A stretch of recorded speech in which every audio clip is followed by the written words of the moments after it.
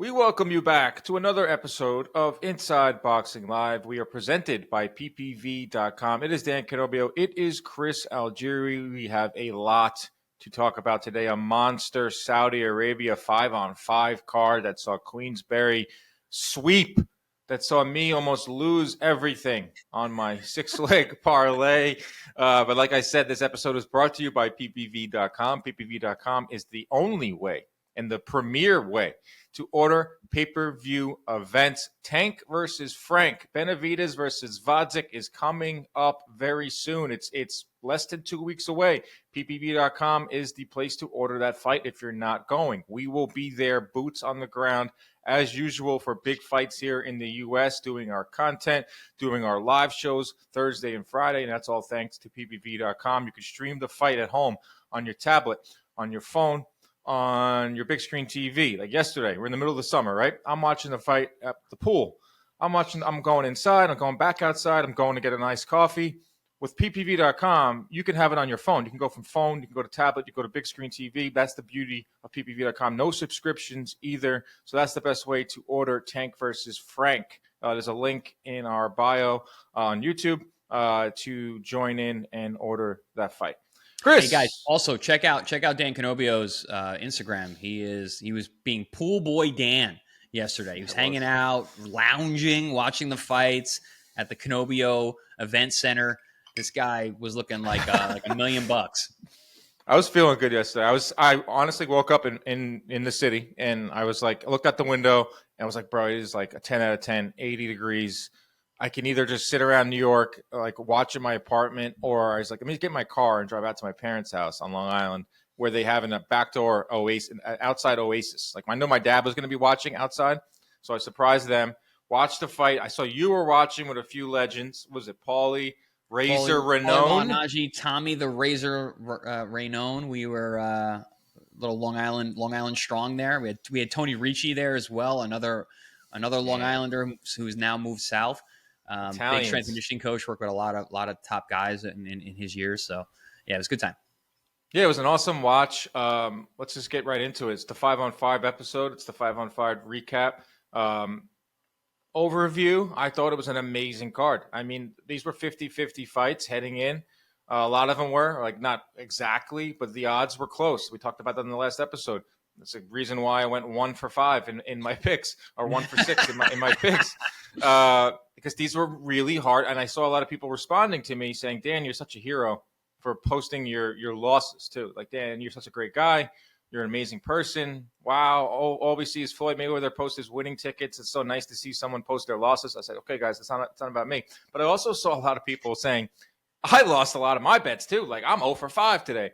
I'm 1 for 5 because these were close fights. These Saudi cards are separating the pretenders from the contenders. These are evenly matched fights. They're throwing a lot of money. They're, in a way, exposing some of these promoters and exposing some of these fighters on how they were built up in their careers. I think it's great. Do I think it was a little long? Yes, it was a 6-hour show. It was borderline ridiculous how long that card was. But if you're going to give me great fight after great fight, I'm willing to sit there for 6 hours. I liked it. Top to bottom, I thought it was a fun afternoon. I have zero complaints about the length of it. I enjoyed it thoroughly. As long as it's not starting at 8 p.m. and goes for 6 hours, True. I'm fine. If it's all Saturday afternoon and I can sit by my pool and grill and watch fights and especially good fights, the fights were awesome, guys. This was a top to bottom great event. Listen, Turkey Al-Sheikh, His Excellency has been talking about following the UFC model. Well, he did it, guys. On Saturday, we had top to bottom good fights. You know who's getting their ass kicked? Not just Dan and the bets. Vegas. I love that. I love when the odds are wrong. This is so great to me. Listen, we were super wrong on a couple calls recently, Ryan Garcia being one of them. Hey, listen, good. I like being wrong because that means the fights were unexpected, and this is the theater of the unexpected. So anytime that happens, listen, it's good for boxing. Yesterday was good for boxing. We had great fights. I mean, top to bottom, awesome event. I had a ton of fun. I don't care how long it is. Make them longer. As long as it's Saturday afternoon, I'm done. If I'm done by 9 p.m. on Saturday, I'm aces. I will say that, yes, afternoon fights are interesting. If you can have that set up, if you can watch on your phone, which you can with DAZN, you can do that with ppv.com. There's a lot of ways to watch these fights. Some people just want to tune in for the main event, and that's fine. And that was Wilder and Zhang. They're missing out. They're missing out because Well, these fights. yeah, I know. There are some fans that just want to watch the main event. So if you just wanted to watch the main event. There was like 5 main events last night, like yesterday. They were really, really good fights. And listen, any one of those fights could have been a main event of a weak, quote unquote, card. But they were all good. But we're living in a different time. We're living in the Saudi time where you're getting first fight of the night would probably be a co-main on like a PBC pay-per-view. But if you were just like, hey, I'm going to tune in for the main event. Let me see what Wilder's got. It was 8 p.m. I mean, that's legit perfect time. As far as the 5-on-5 thing, I want to get your thoughts on this, and I'll give you mine. Like, I liked it. Like, it wasn't the main reason I was watching. I was watching for the fights. Did I like the little gimmick? Yes. Did I think DAZN went a little overboard with it? Of course. Do I think the promoters were basking in it? Yes. Am I surprised? No. But Queensberry goes a perfect 5-0. They sweep. And like we said in the last episode, like the Brits love this stuff. They eat this stuff up. Warren versus Hearn is a big deal for them. Bitter rivals for years, and they come together. They're talking trash, and they're having fun with it. That's fun. I thought it was a nice added wrinkle to it. Was it the main reason we tuned in? Absolutely not. Are they going to keep doing this? Yes, I think they're going to keep on doing this. It's fun. Like, there's a lot of gimmicks in boxing lately, like overtime rounds and this bells and whistles. Just give us really good fights, and then let that be the main thing. And then the gimmicks can be just little throw-ins. And I thought that was good yesterday. It was a little over the top, but I expected that. But the fights were good. The Hearn stuff and the Warren stuff, I mean, we're used to that by now. Listen, I liked it. I loved it. I liked it before it even happened. Yeah, I mean, listen, when you had the face-off of Eddie Hearn and Frank Warren in the beginning in the ring, like, was that necessary? No. Was it a little stupid caveat? Sure. I didn't mind it, but I did take from that. Frank Warren's like, we're going 5-0. And Eddie was like, we got 50-50 fights. And Frank's like, no. and then he followed through. He's like, I got the better fighters. My guys are going to win. I thought that was cool, but now biggest loser of the night, Eddie Hearn, Matchroom. Worst. Eddie doesn't have a lot of bad days. This is a bad day for Eddie Hearn. Bad day for Eddie Hearn. Got his ass kicked. He did, and there was like a $3 million bonus, of course, that goes to Queensberry. I hope that gets spread out to all the fighters. I was wondering about that. We were talking. Paulie and I were talking. Like, is there a bonus for the winner of this thing? $3 million. And how much of that do you think went to the fighter? I was going to say, how much of that went into Frank Warren's three? Hey, guys listening, I'll tell you right now, Dylan promoters, 0 of that went to the fighters. Yes, I hope so. I hope it went to the fighters. It did. Yeah, I guess you can, like, if you, I guess if you like peel it back a little bit, and it's like everyone thinks Matchroom is the premier promotion in the UK. Right. Queensberry was always like, trailing behind, like the little engine that could, until Warren started, linked up with Fury. He has some good fighters. Like, yes, if you really want to like peel this back and take a look at like the 5-on-5, like he has good fighters. Like Sheeraz and Ammo Williams were like. Sheeraz is very, very good. That's what I mean. Like, they're considered, like, Ammo and Sheeraz were considered like kind of like on the same trajectory. But it's very clear who's the better prospect, or Sheeraz is a little bit ahead of him. But what my point is, like, maybe you could make a case from this, because boxing, all we do is just hypotheticals. This is the first time we saw like one stable go against another stable. You can make a case, and that Frank Warren's going to do this because this is what promoters do. I know how to develop fighters better than Eddie Hearn. I know how to bring them to the level, and then when they get in the ring with them, we beat them down. They're 100%. Frank Warren's going to use this as a selling point to young fighters now. Why would he not? He's going to sign a lot of fighters off of this event, literally. Literally. This is how promoters work. I've seen the way these guys operate for a very long time, and 100%. This is going to be a talking point. This is going to be a signing point. This is a great way for Frank Warren to revamp, his roster. He's going to have guys coming in now like, listen, I know what you do. We got a little Clyde Champion appearance. Oh, nice. Hey, buddy. Love Clyde. Clyde's the freaking man. What's up? Yeah. He loves the fights, too. Yeah, he has to. I mean, there's an Algerian.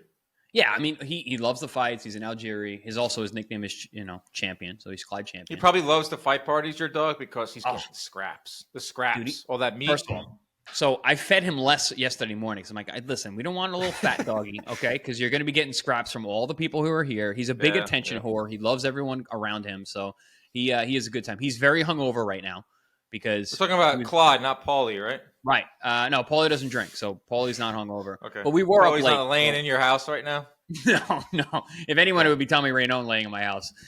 He was throwing him back a little bit. But Clyde gets hungover because he stays up past his bedtime when people are around. So he's moving slow today. Okay. So let's get into it. Let's start with the main event and work our way down, even though Okay. Ball versus Ford, I felt like was the most competitive fight, and we kind of had that nailed. We knew that, yeah. That was going to be the best. That was the only thing we were right about. Yeah, I was off on a lot of my picks, and a lot of people were, but we just the only pick I was right was the main event. That was the only one I had. Me too. I thought I was just so wrong, and that's fine. I like being. I could be wrong. That's fine. People want guys. We're not married to our predictions. They are predictions. No. This is a very unpredictable sport, and especially when you have competitive fights, it is what it is. So let's start with the main event. Zhang stops Deontay Wilder in 6 rounds. Once again, Wilder can't pull the trigger. Zhang wasn't any better. He was just a little more willing, I thought, to stand and trade. The size difference was stark. I thought Wilder's body language was awful. He clearly does have nothing left. He's clearly, hopefully, going to retire. A lot of it was about Wilder, once again, and, kind of talking about his career and talking about is he done. You got to talk about Zhang first. He's the winner. He gets back in to the win column coming off that Parker loss. It was a kind of a do or die fight for both guys. Both guys, yeah. I wasn't super impressed with Zhang because I think Wilder was just a shell of himself, but he was in way better shape and he's still willing to stand and trade. He's still a big name now, so he should get big fights. I think the main event went exactly how we thought it was going to go. It was a staring contest for a little bit, and then Zhang found a home, and Wilder was down. Yeah. Now the cat's out of the bag. I helped Zhang with his diet. I got brought up on air, so I don't want to. Dude, he looked so much different. Yeah, I don't want to take any credit, physically. But I remember what I said. I've said this about Zhang fights in the past. The weigh-ins matter for heavyweights, which is weird because a lot of people don't think they do. Dan, do you remember when Joe Joyce fought Zhang? And I said, Why does he have abs? He's on the scale. Joe Joyce had abs in the I think it was the first fight.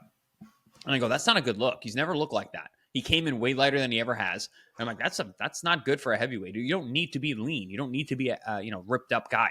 And he got his ass kicked by Zhang. And then Zhang, his last fight when he fought Parker, he came in at 290 something. And I was like, that's not good. So the team reached out to me and I said, well, listen, he's got to be in the low 280s, high 270s. That's where he's performed his best. The 290 is not a good look. And he came in 282 for the fight. Conditioning wasn't really a factor because it didn't go past 5 rounds. But yeah, he definitely looked better physically. But like you said, Wilder was just a shell. His legs look spindly. He came in at 214. And this is my point about heavyweights weigh-ins actually matter because you can be any weight.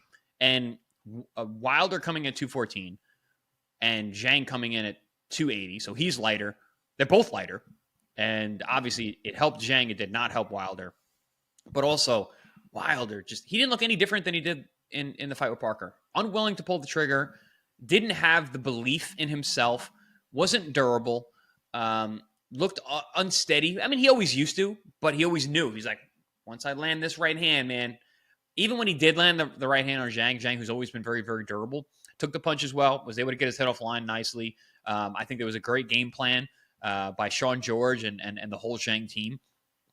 And I mean, they did what they were supposed to do. I was like, I think he's going to break him in 2 in half, in 6 rounds. Did.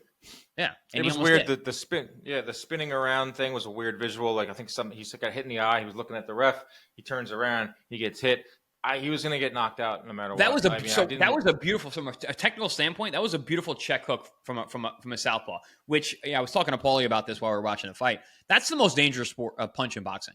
Is the check hook from a southpaw position? Pacquiao that was Pacquiao's thing. Pacquiao, they called that Filipino ice.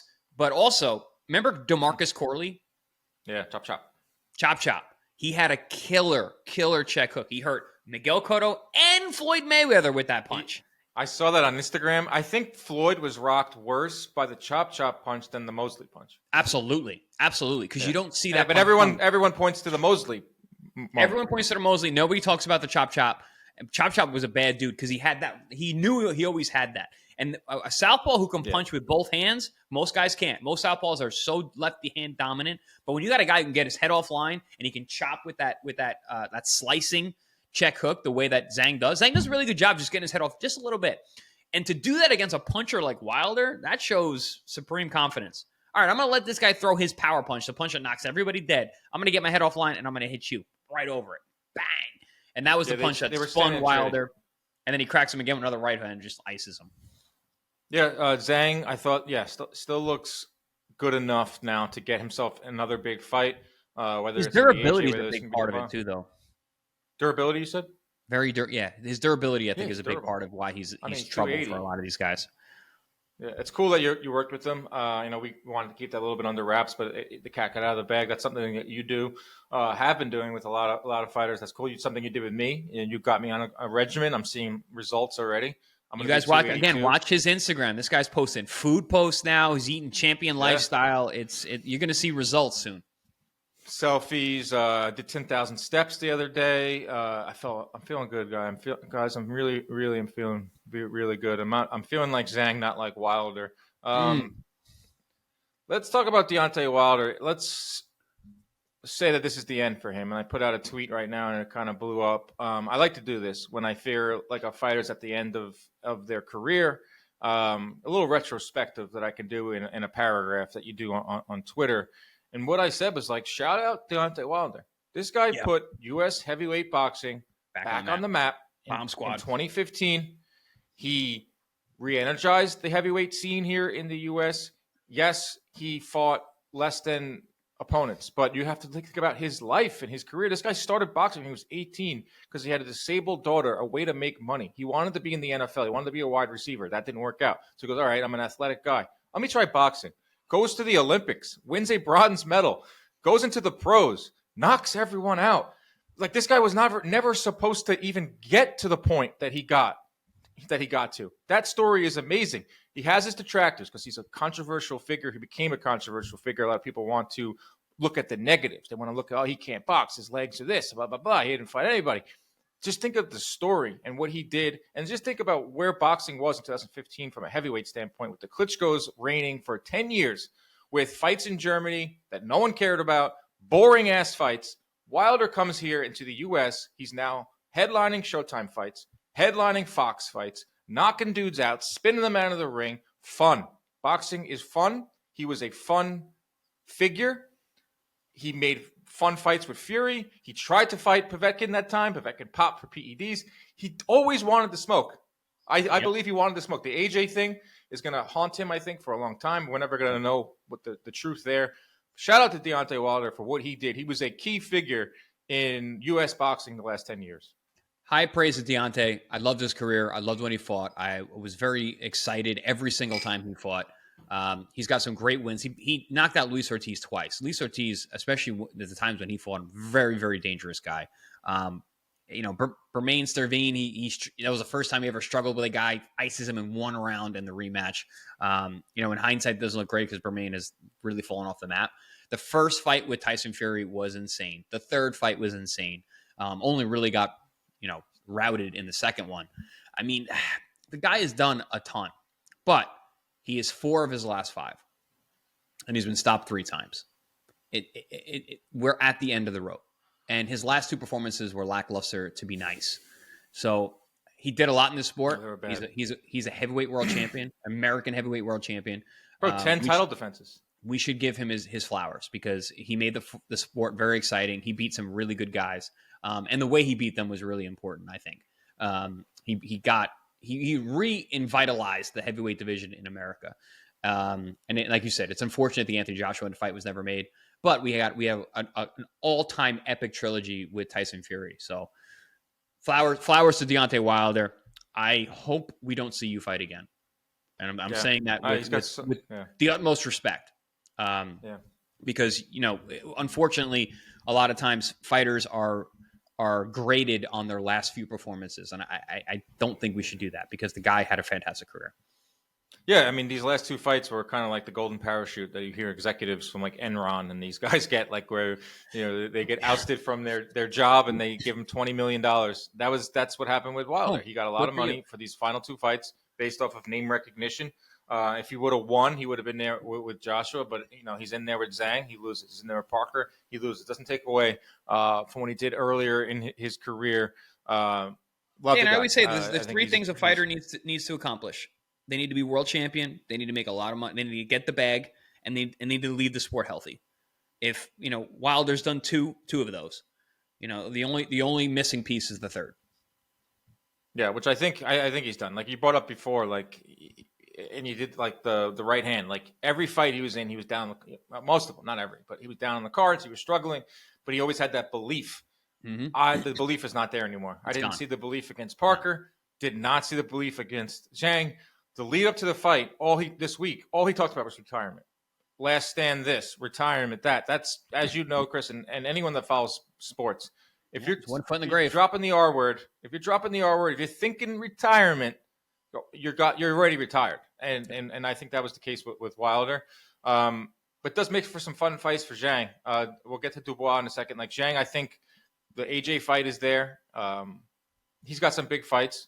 Got the Lane brothers behind him. He's got Queensberry, Frank Warren. He's also signed. Well, is he with Queensberry? Because he was kind of like a mercenary for this 5-on-5. They brought him in. No, he is. He had a co-promotional deal with Queensberry. He fought when he fought Joyce. It was under Queensberry, and I don't know if it's still. Gotcha. Who knows? Like I don't know if it's still there, but Zhang wins. He revitalizes his career. He's 41 years old, but he can fight for another 2 or 3 years with his style. And he's now becoming he's like a name. He's a name in the heavyweight division. He's very active. The last 22 months, he's fought Hrgovic. He's fought Joyce twice. He's fought Parker, and he's fought Wilder. So that's a guy. Those are good fights. Like the Hrgovic fight was awesome. Really, really good fight. The two Joyce fights I thought were really entertaining. They were fun to watch. Two massive heavyweights banging each other around. The Parker fight was abysmal, but I think that's how their styles matched up. But this fight was fun too. Yeah. This is a fun banger with two big heavyweights, and you're always sitting there because we always think about. We were just talking about how great Wilder was to watch. You're still sitting there like, maybe he still got that right hand. I know. Wilder was just didn't have it. There was that one round early on, or maybe not, maybe third. They started trading up against the corner. Yeah. And I was like, either guy can get iced right now, and that's heavyweight boxing. I stood up. I was like on the edge of my seat. Stood up, and I was like, all right, Wilder, like he had one spurt in him when he tried to throw the right. It was in that round, early rounds, and then he was done. But if it is the end for him, he's going to look back and have a pretty borderline Hall of Fame career because of all of the title defenses. It's a very, very controversial topic, but that's what makes the sport fun. You brought up Hrgovic. It's the next fight. Filip Hrgovic absolutely stunned by Daniel Dubois. This was a shocker. This was fun. Daniel Dubois, good for him. He took Hrgovic's best shots early. I thought Hrgovic was going to pace them. I was like, all right, Hrgovic's going to get this guy out of here in 5-6 rounds. He's going to get his IBF title piece. He's going to fight the winner of Fury in Wilder. But, all that. But Dubois is resilient, man. This guy is no longer the kid getting bullied, and Hrgovic has to eat his words, because we brought him up on the last episode, Chris, right? Dubois, the little kid in the middle of the mall calling for his parents. Eat your words, Hrgovic, because Daniel Dubois, this guy, man, coming off the deck against Joyce, orbital bone basically destroyed, rebuilds his career with some wins. The Usyk fight is another chance for you to dunk on Dubois that he quit. Builds his way back up at the Jarrell Miller, where Miller was verbally abusing him all week long. And then he goes in there with Hrgovic, who everyone was picking Hrgovic to win. But Dubois comes out on top, 26 years old. Hard to believe. But now he has some really good wins. And he's potentially going to fight AJ at Wembley. So that was a shocker of a fight, and I love that fight. I'm going to say it. We got a new player in the heavyweight division. I'm saying it. Daniel Dubois is a new player in the heavyweight division. He is one of the top guys now. Super dangerous guy. He showed that in the Jarrell Miller fight. I was really impressed with him in that fight. I saw his power. I saw how hard he hit with the right hand and the left hook. He showed durability last night. He was getting hit with some big right hands by a big guy, a very confident guy too. The bully got schooled last night. A lot of people have been bullying Dubois for years. And rightfully so, because he did look a little mentally weak at times. He's shown that. But I think he's overcome that, especially last night. There was definitely a turning point for him in the Jerome Miller fight. You got a guy who's in your ear all week, bah, bah, bah, bah, bah, and then you go out there and you beat him up. Now you got another guy who's talking, he's basically looking past you, and then you beat him up. This is the classic bullied kid getting over on the bullies, and he's going to grow into a monster. And I think we have a new monster in the heavyweight division, and that is Daniel Dubois. I'm all for it. He's exciting. He's exciting as hell, and he can punch, man. You see how he's big got the he biggest. was He's got the in biggest there? arms in the heavyweight division. Those biceps are insane. He's hitting the heavy bag. That guy is massive. And you're right, Chris. He was bullied. It was a classic. I think he has a lot of respect. I think all the reasons I just said, like the people wrote him off after that Joyce fight because taking the knee and the broken orbital. I went to bat for him for that. A lot of people reached out because it's an orbital, and they were like, Chris, you fought through an orbital. I'm like, listen, I'm not in any man's body at that time. I'll tell you this. Breaking your orbital is a wildly scary, painful thing to happen, especially in a fight when you have someone in front of you who's very, very dangerous. It makes you question. You're literally risking your life at that point because the pain is so strange. It's such a weird feeling. So I don't knock anyone who has thrown in the towel because of a broken orbital bone. I've been there. I didn't, but also I believed in my skills that I wouldn't get hit there anymore. But if you have to be in there getting hit, I get it, man. I went to bat for him when that first came out. I didn't, everybody's calling him a quitter. But look where we are now. This guy's back. He had a lot of places that he could have taken a nap yesterday. He was getting hit with some big right hands by a guy who could really punch. He went through the fire, especially when you have that damaged eye. That thing's never the same, guys. A damaged orbital never heals. It's never the same. It is always susceptible. He was willing to take those shots, stay in that fight. Daniel Dubois, tip my hat to you, brother. Dude, the guy, yeah. If you're saying anything bad about him now, you're just a straight up hater. And if this is like a prime example on why living to fight another day is so important. Throw in the towel. If 23 years old at the time at that fight with Joyce, broken orbital bone. Live to fight another day because look at the day now. This is the other day. The day is Saturday in Saudi where he just beat Filip Hrgovic, and now they're talking about Joshua versus Dubois at Wembley Stadium, which was a fight that we were dreaming about years ago because Dubois, remember he was coming up, like they were like, this guy looks like Mike Tyson. He's a bigger version of Mike Tyson. He's knocking fools out. I was like, yo, this guy's going to be the next AJ. This guy's going to be the next. I didn't realize that he wasn't really like that good on the mic, and he's like just a little quiet guy. But he's now like that's fine. That's become his personality. His personality is like he's a soft-spoken guy. Silent killer. He's a silent killer. Right. Soft-spoken guy that made it through the fire, and now he's fighting Anthony Joshua. I would be shocked if it's not Dubois Joshua on September 21st. Like I know Zhang wants to get his name in the mix, but Dubois is a way bigger draw in the UK for that fight. Bring on Joshua Dubois. Wembley Stadium, Turkey wants it. Late fall, early fall. I love that. Like, bring these fights back to Wembley. Like, AJ Wembley was like the move. That was everything. Yes. The 80,000, the fireworks. And, AJ's been fighting a lot in Saudi, and I understand that for the bag and all that. But let's get a big heavyweight fight, a big British heavyweight fight at Wembley. Dubois versus Joshua is a great fight. And that's just pops up out of nowhere. What's funny is Turkey, he did that interview in the middle of the show and completely did a lot of interviews. Completely looked over Zhang and is like, Wilder Joshua on Wembley, that's the fight to make. And no, it's not. That's not the fight to make. I just thought it was so disrespectful to Zhang, like just looking past him, like, oh, that's the fight to make. I feel bad for Zhang. Well, I will say this though. The Turkey, what he said. Did you see what he said to Zinad? Yeah. After Bivol, he's like, "You're coming back. I'm bringing you back." I was saying that during the fight because I thought he looked good. He takes care of these fighters. Yes, it was very clear. I mean, he couldn't make it any more clear. The fight that he wanted to put at Wembley. He wanted Wilder and Joshua at Wembley, overlook Zhang, but he will get Zhang another fight. He will get Zhang another payday without a doubt. Yes. So, but again, but I do agree. I do. When I was watching it, I was like, whoa, this guy does not like. He's not even like trying to pretend what he wants. Like, boom. I'm sorry, Zhang. I want Wilder. Yeah, but that's not happening now. So, that's why we fight the fights, right? And like I said, Dubois is a new player, and I think you're right. I think that fight makes a lot of sense. It's probably going to be the next fight. Again, I feel bad for Zhang. He's got to go fight someone else really, really tough, like he always does. But Joshua and Dubois makes a lot of sense, and I think it's a smart move on Joshua's standpoint because listen, Dubois is very dangerous, but under those big lights, you put 80,000 in Wembley. Let's see if that guy who hasn't been there, can handle the lights. So I think it's a really interesting fight. I think it's a good fight too. I'm not saying that Joshua goes out there and dominates. Like Dubois is a very dangerous guy. Obviously, he can take a punch. I think Joshua's probably the best puncher in the division at this point. His power is unreal. Everyone used to think it was Wilder, but I think Anthony AJ is the puncher now. Is the guy. Interesting fight. Oh, it's a great fight. Cool to see Turkey looking to do fights outside of Saudi and to especially look to Wembley. I love Wembley because where else in boxing can we get 80,000 people? Like in Dallas, Canelo did it. I was there for that when he fought Saunders.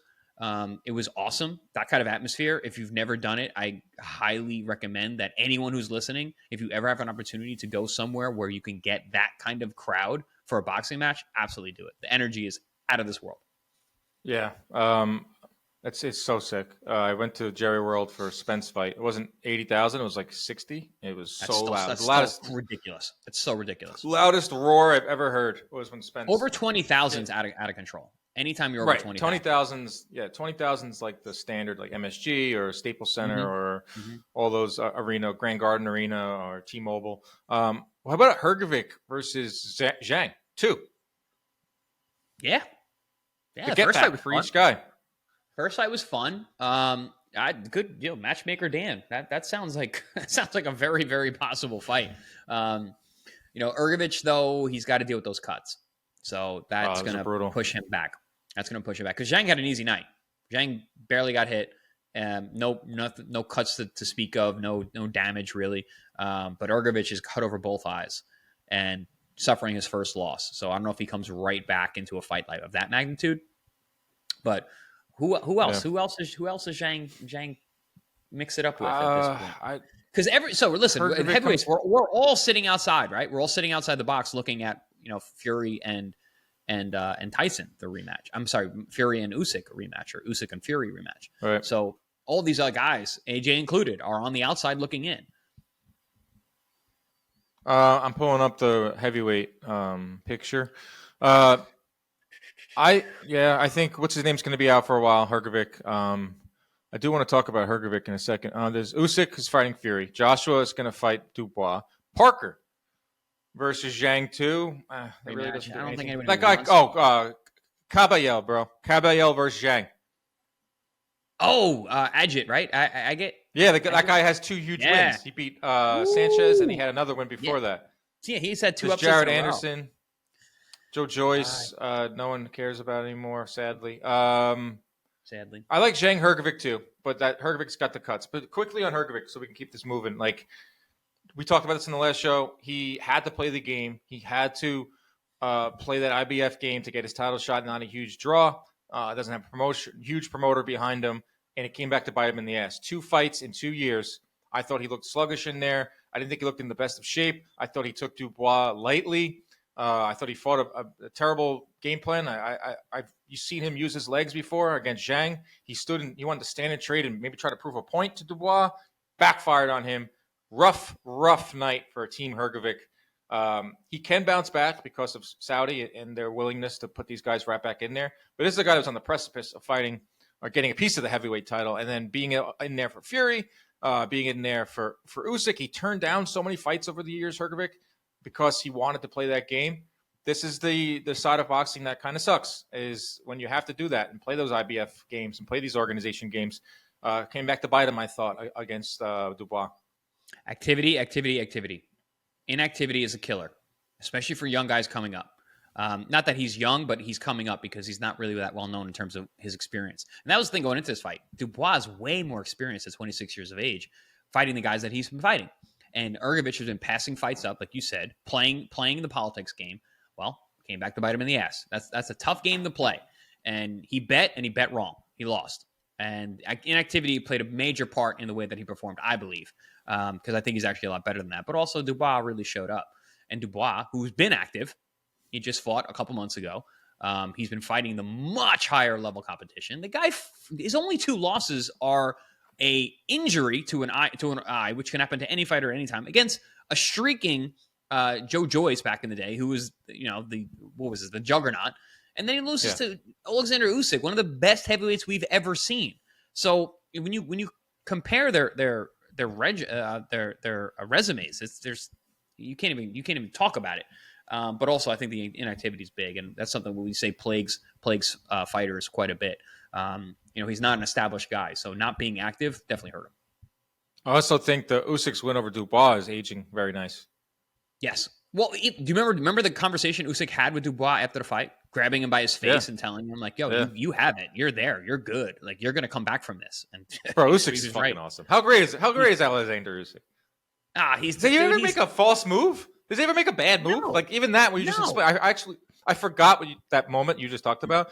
He went in there and the body shot, whatever. I believe it was a low blow.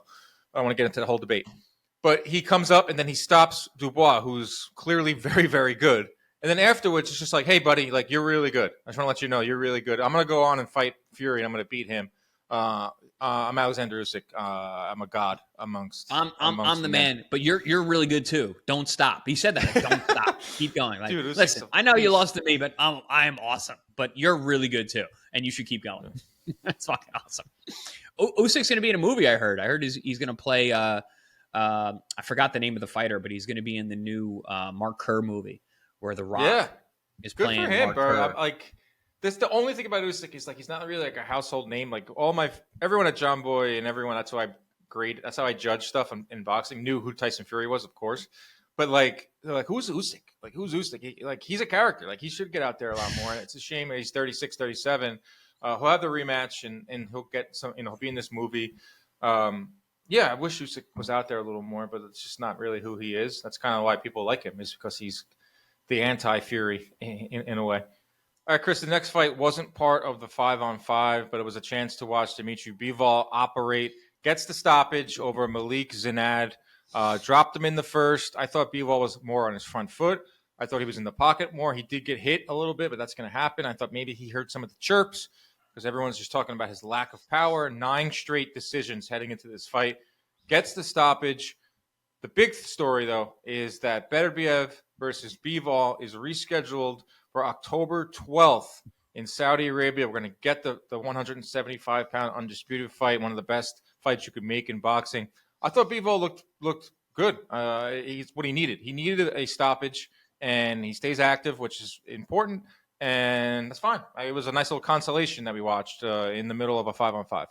Yeah, I mean, we got to see one of the best fighters in the world operate, like you said. I think it was important. And Zinad, Malik Zinad, is a guy that I've actually been following for a little bit, and he's good. He fought well, and he fought confidently early on. He was just overmatched in terms of scope and skill and who he had in front of him. Unfortunately, his first shot was against, one of the best fighters in the world. And I think Turki Al-Sheikh mentioned that. So he wants to bring him back. I'd like to see him again. He fought a tall guy fight very, very well. Fought on the outside. Even though he had that left hand languishing low, he was snapping jabs in there. He was setting a line in the sand. He was countering well. Landed some really good, tricky right hands on Bivol, which is really hard to do. Didn't show game-changing power, but was tricky enough to pull the trigger at the right times and actually hit a guy who defensively is a master. So, but also, now speaking about Bivol, man, the guy's back. Snaps a 6-year no KO streak on a big card against an undefeated guy. Gets people excited, because he by no fault of his own, he was out of the ring for how long, Dan? It was like a while. Almost after Canelo. Yeah, it was crazy. Like, how do you beat the best fighter in the world, or quote unquote? How do you beat the pound for pound king, and then don't fight for 2 years? It was wild. So I think he's been getting back. We saw the Lyndon Arthur fight. ho-hum kind of performance. Zerto. Now where he was that? Oh yeah, the Zerto fight after Canelo, which he looked great and beat a very good, 2 fights. Very good fighter. Yeah, 2 fights. He had 2 fights since Canelo. And then he had a huge break, and then he comes back with Lyndon Arthur, and that was, like, again, a ho-hum fight, kind of like him just knocking off the rust. And then we had this fight, and he looked good coming forward. And I had people asking me in chats, they were like, well, is this the way that, Bivol is going to fight Beterbiev? Because like you said, Dan, he was fighting off his front foot. He was being more aggressive. And I said, absolutely not. He knows what he has in front of him. He has a guy that is very, very tall. And if he goes tit for tat on the outside and fences with him, he's going to have a hard time because the guy was very, very tall, long, and physically strong. So he fights to win. That's what Bivol does. And I don't see him changing his style anytime soon in order to deal with, a Beterbiev in a certain kind of way. He's not fighting for the fans. He's fighting to win, and which I appreciate. Beterbiev, I think he's going to have a much different game plan if that fight ever happens. Dan, I'm being pessimistic. CA. No, I don't think that fight's going to happen, guys. I'm sorry. I'm riding along with you here. Optimistic Dan is now pessimistic Dan and pessimistic CA. Oh man, it's a whole different podcast. It's a whole different podcast now. It's a negative the dynamic podcast. Has changed, people. The dynamic is completely different now. As someone that's getting up into his late 30s, like. Oof. These injuries just come out of nowhere, and Beterbiev Dan creaks when he gets out of bed. I do. I actually am in better shape, but I ran upstairs we started to stop the podcast real quick. I ran upstairs to get my charger, came back down. 2 months ago, I'd have been huffing and puffing. Right? Some of those DraftKings reads back. I was going to say, potential sponsors. Dan's got lungs now. He can do these ad reads. Yeah, baby. I got lungs. I'm going to start putting that in my emails to these sponsors. By the way, we have this many followers. My lung capacity is through the roof. I've been working out with Chris Algieri. Thank you. So give us your longest read ever. But I'm along with you here. I'm along with you in the sentiment that I just don't know about Beterbiev. He's 40 years old. He gets hurt every single training camp. What's to say when, it was meniscus? I know it's not the craziest injury. I've seen, basketball players, football players come back pretty quick from those. But who's to say he doesn't have another injury in training camp for this October 12th fight? I thought it was interesting that Turkey Al Sheikh brought up Benavidez. He literally said, hey, I want you to fight Bivol. I want you to fight Benavidez. I want you to fight Beterbiev. So I think they're looking at Benavidez. He's fighting June 15th at 175 pounds. Bivol versus Benavidez at 175. Okay, that's a fight like I really didn't think about for a while, but now that it's presented to me and now that it's a possibility, would love to see Benavidez and Bivol shake it up. Don't hate that at all, and even from a stylistic matchup, I think it's a good fight. And I'm not just going to say it's a foregone conclusion that Bivol wins that fight. I rate David Benavidez very, very high. I really want to see him at 175 against Vosdick, but I rate him very, very high. Even at the higher weight. So let's see how he performs, to see how he looks. Oh man, dude, I'm not really expecting anything different. Do you remember 2 episodes ago we talked about Benavidez and him being just labeled as a weight bully? Yeah. We chopped that up, put it on social media. Hot take. I mean, people were debating it. I didn't realize how many Benavidez non-believers there are out there. It's mostly Canelo fans that don't like Benavidez, but there's a lot of non-believers in Benavidez in terms of his skills, resume, his ability. They constantly bring up the weight. They constantly bring up his defense is poor. They constantly bring up the fact he has never fought a puncher. I don't know, man. They constantly bring up that. Well, not constantly, but now they're saying, like, let's see what he does at 175 first. Like, he's going to run through Vosdick. I'm very confident he wins that fight in under 8 rounds. Like, Vosdick is like half retired. I don't think that's a good way to judge Benavidez at 175. If he stays at 175 and he gets one more fight, then he fights Bivol, or if he goes right to Bivol, and then, yeah, we're going to see that. But there are a lot of Benavidez non-believers out there, which I found pretty interesting. I think it's more what you said. I think it's more what you said, that you have more Canelo, members. What does Paulie call them? The Canelo clown crew of guys who are just so into Canelo that anything. Right, because Benavidez is so disrespectful, has been very disrespectful to Canelo. Has he though? He just wants to fight. Like I don't. He doesn't strike me as a disrespectful guy at all. I know that's been a narrative that's been pushed. I know the guy. I've talked to the guy. I thought he's an extremely respectful guy. He wants to fight. Well, if you compare it to like Munguia was like way too respectful. Okay, well, look what happened in the fight. He got big brothered all week and big brothered in the fight. So, guys, what are we doing here? It's a fight. Because I heard that too. Like I read the comments. I put stuff out on social media, and I'm trying to interact more with the comment section. And it's like, well, Munguia got the fight because he treated Canelo with respect. And Benavidez is disrespecting Canelo. I was like, guys, it doesn't matter what they say in the lead up. It's all about money.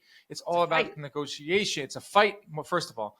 But Canelo is not fighting Benavidez because of the things that Benavidez has said. He's fighting him because he doesn't like the money yet. So once whoever comes in with the bag for Canelo, he will look at it and then he will decide if he's going to fight Benavidez. He's not going to not fight him because Benavidez, is clowning him or saying mean things about him. Well, how many excuses are you going to use to not fight this guy? I mean, we've heard everything. He's already used a lot of them. I know. The weight. Canelo's my guy too.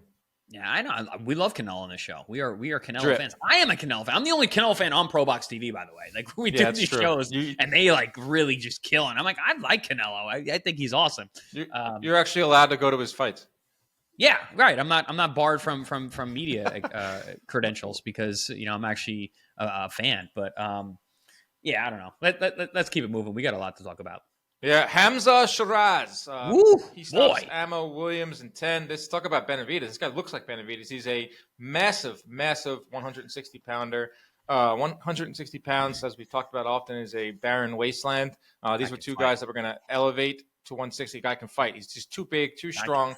I thought Ammo's corner kind of failed him a little bit. They could have stopped the fight a little bit earlier. Talking about live to fight another day.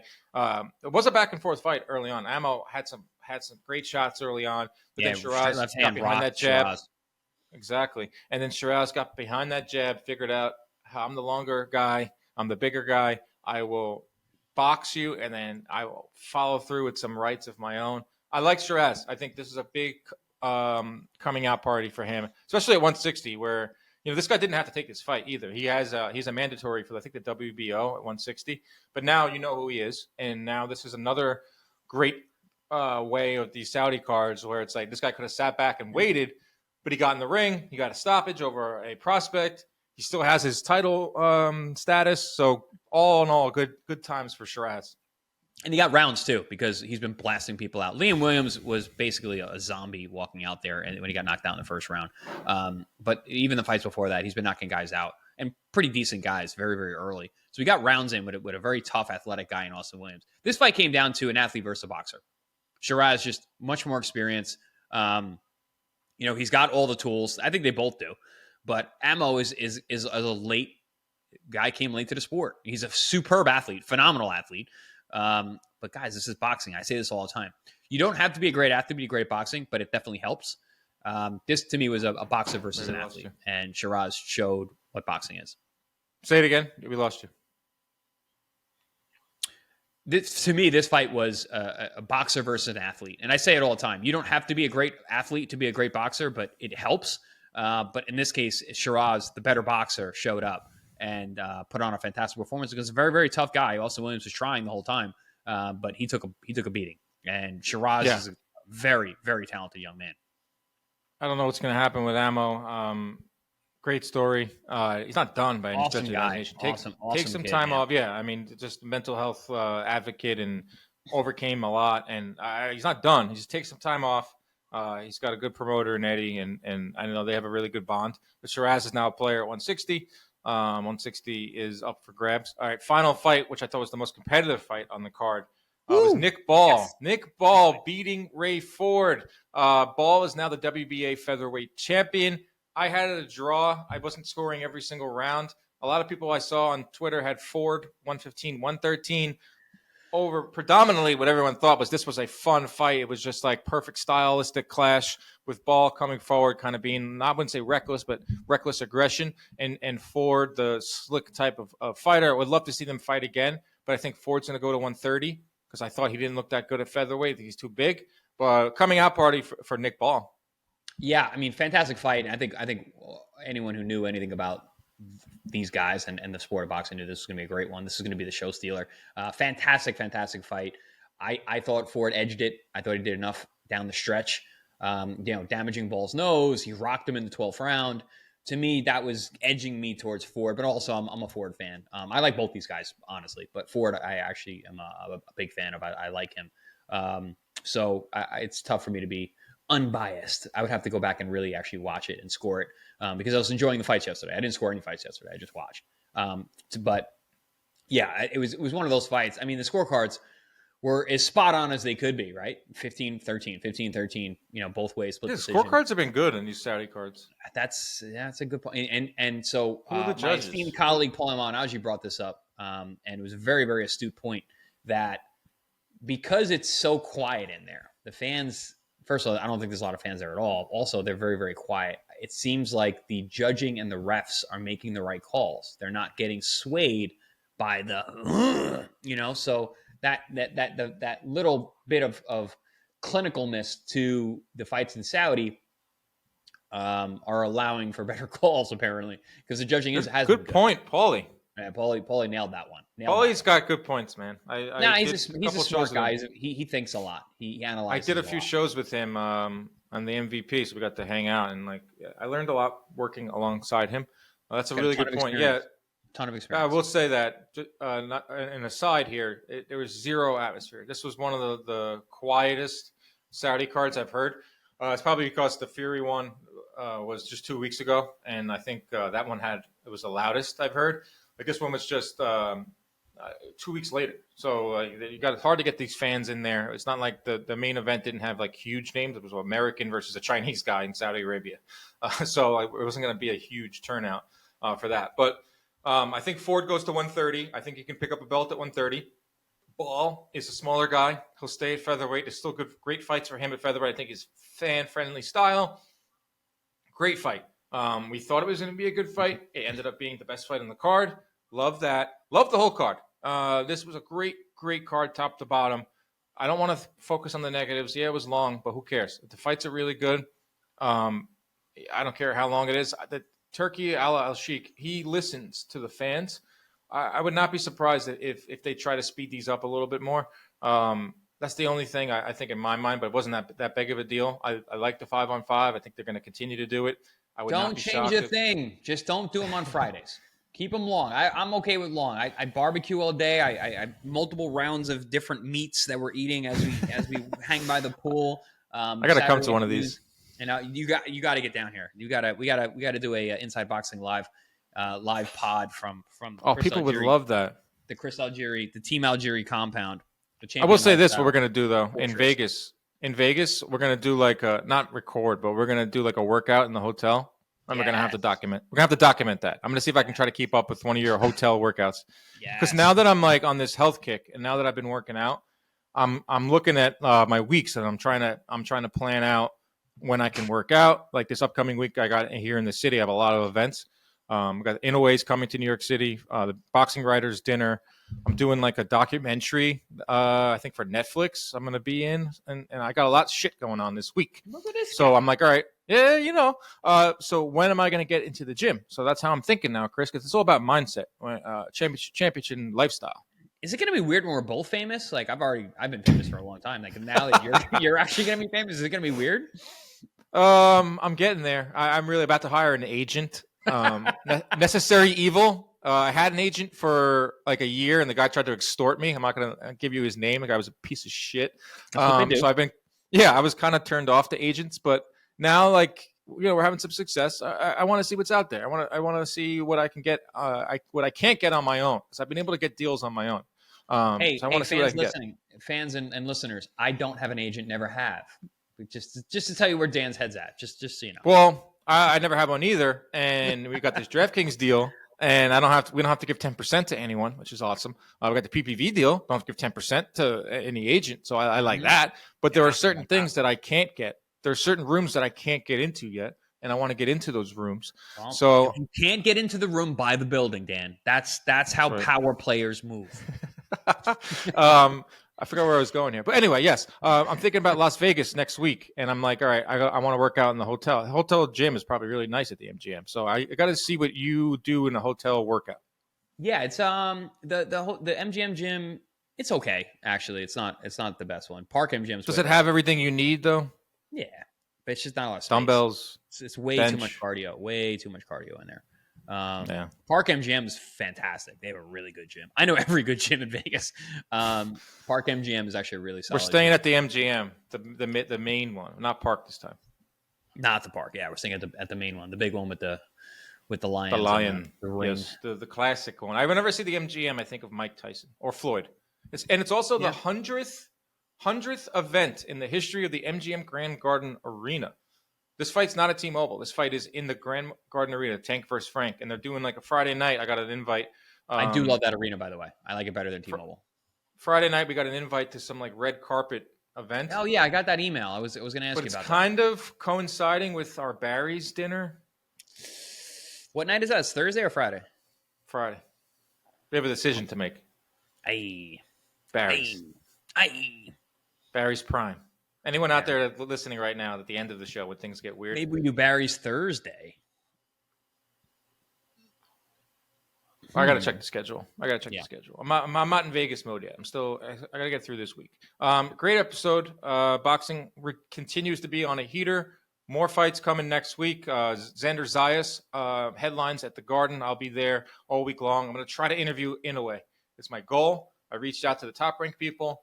I want to do mini mic interviews with Inoue and see what this guy's all about. Get some personality out of him. Yeah, I got to shake the guy's hand. I just want to shake his hand, take a picture with him, and do an interview. Man, you might be taller than him. That'll be nice to be taller. I'm almost taller than Canelo. Like that was a lot of when I took the pictures with Canelo, everyone was like, "Dude, how?" First of all, people DM me, "Who is that?" I was like, "It's Canelo." Let's not say you're almost taller. Let's just say you're almost. We were seeing eye to eye. Me and Canelo were seeing. He's built like a house, and I'm like 165, soaking wet. You are almost his height. Let's not say you're almost taller. Let's be accurate. But in a way, I think you're gonna have inches on. I think you're gonna be taller. Oh yeah, that guy's a freaking 122 pounds. He's got a big hair though. He's got that big thing going on. Hair. He's got coiffed hair. Yeah. A lot going on, guys. We're right in the middle of it. It's a great time to be a boxing fan. Thank you for listening. Keep your hands up at all times. Protect yourselves at all times. Stay out of those DMs. We'll talk to you later on this week.